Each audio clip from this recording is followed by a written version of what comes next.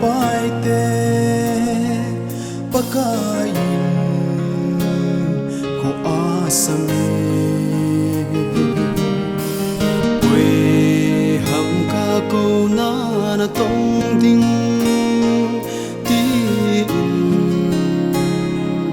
asam me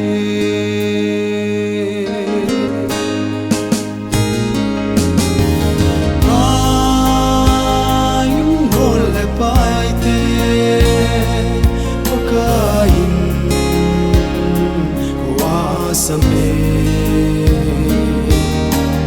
oi ham ka ko na tong ding ti in asam me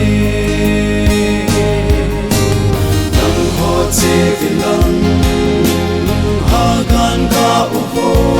pakai lem ti le ya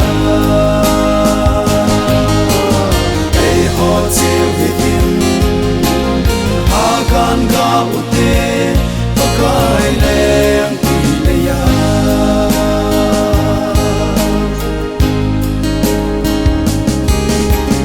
chi te yun so pi te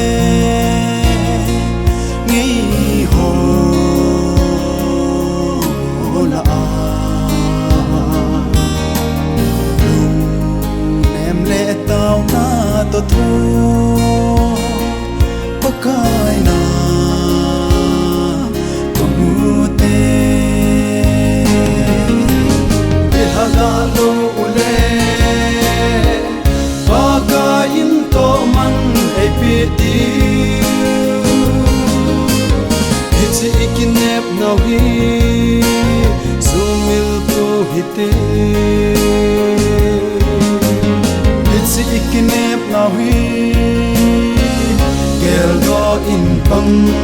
singute nang ho che vilang ha gan ka upo pakai leng ti le ya ei ho che vitin ha gan ka ute pakai leng ti le ya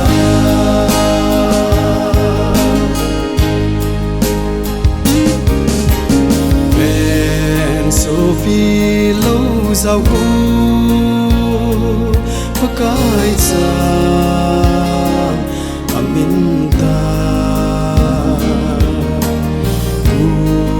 ya pulgam ding hita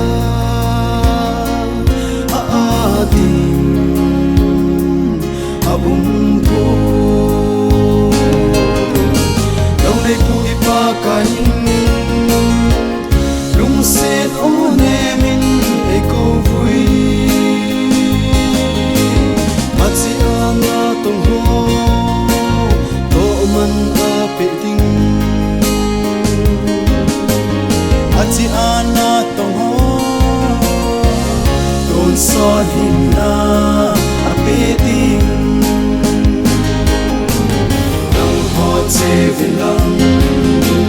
ha gan ga upo pakai lem ti le ya ei ho che vitin ha gan ga ute pakai lem ti le ya